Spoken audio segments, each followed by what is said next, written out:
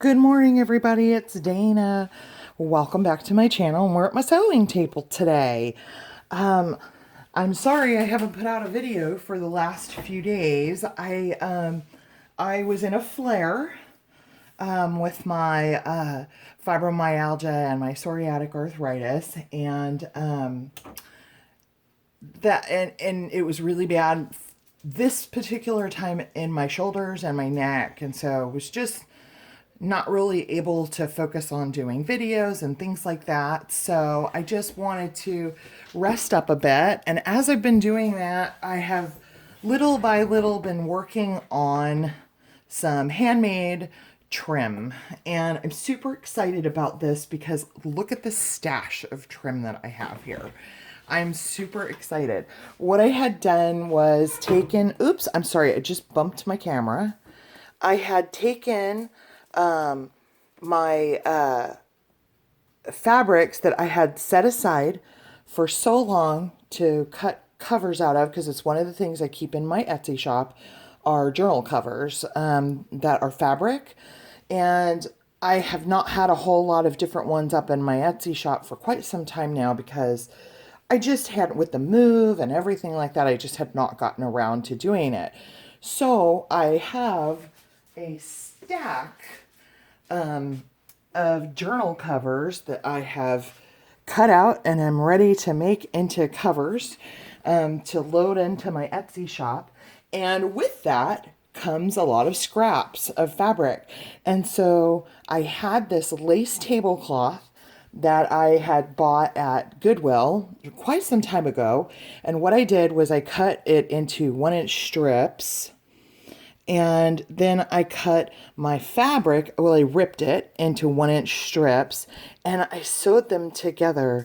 And this is what I got, all these different trims for journals out of it. And I was super excited about how they turned out. So literally this goes all the way down to the bottom. I have so much. I'm so excited.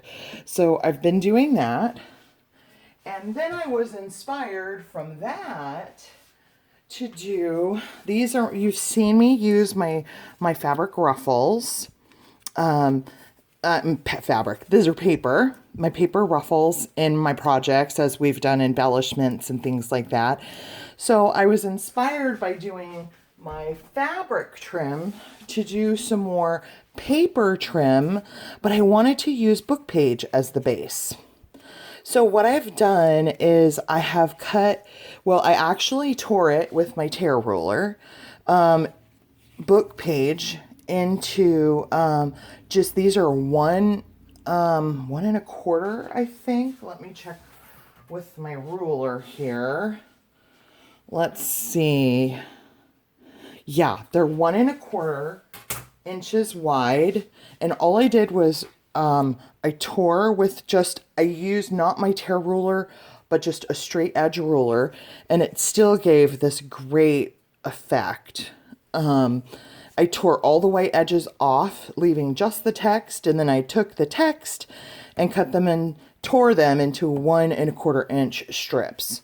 So I'm going to show you how I do my ruffles. Now, I want to show you this pile. I went through my scrap bin, which we all have.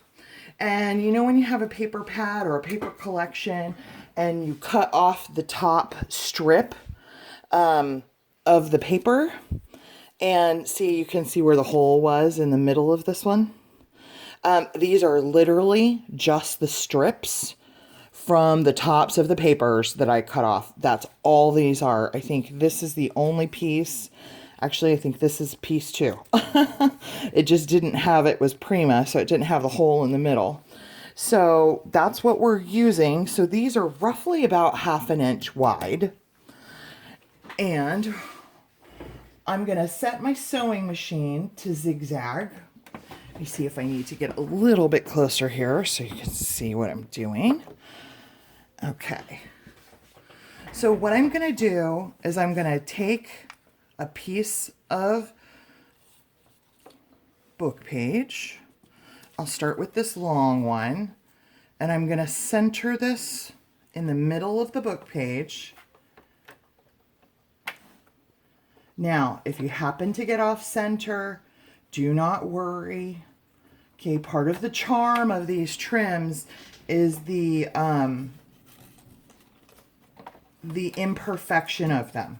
So I want to make sure I've got the side of the book page that has the most writing. It looks like it's this side, so I'm just going to flip it over and use that side. And roughly center my printed paper on the top here. Now, I have my pokey tool, which has a little kind of flat end thing, spatula on it to help me out if I need it. I've got myself set on zigzag, and I'm going to go down to maybe like a 4. And yeah, 4 width and 2 length. And I'm just going to get a couple stitches going just to get my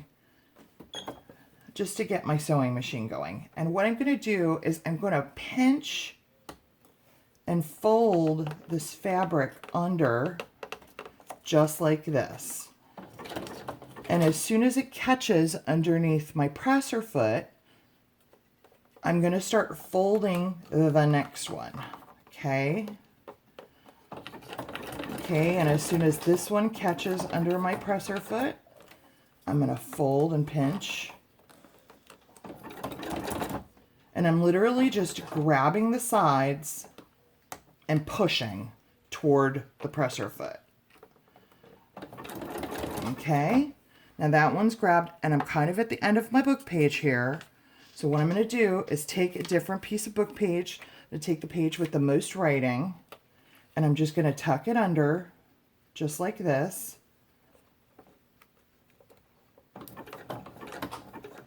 Okay. And then I'm going to keep going.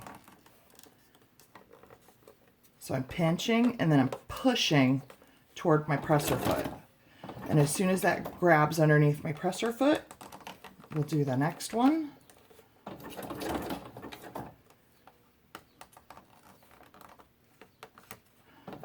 It is a little bit of a slow process, so make sure that when you sit down to do this, you're not thinking like quick project. I've got quite a pile of things here. Okay, and I'm getting toward the end of my book page again. This side has pretty good writing on it. So I'm just going to tuck that in.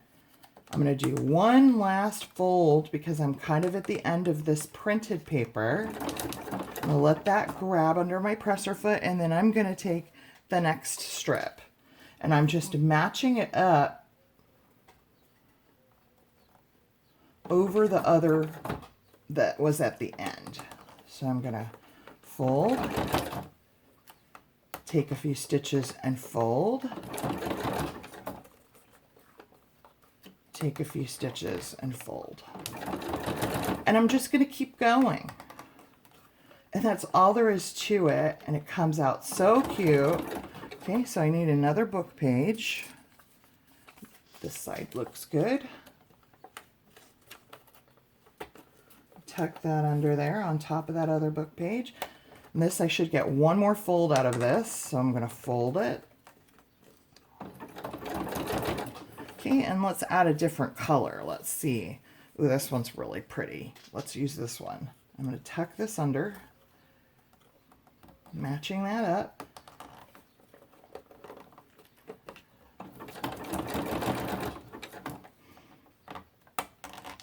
And I went a little too far that time. I didn't fold in time, so I'm going to use my little spatula here to help me just kind of shove that in there. I'm going to take a couple stitches and then start the next fold because I just waited too long. Okay. And it's just that easy. It's not hard. Okay, we're ready for another book page. See which side has the best writing. Looks like this one. So we'll tuck that in and take one more fold out of this printed fabric. Just like that. And let's see what design we want to use next. I've got a lot of purple here. So I'll set this right on top so that the other one doesn't show. Take my next fold. I'll finish this one up because it looks like the print and the book page are fairly even, and then I'll show you what it looks like.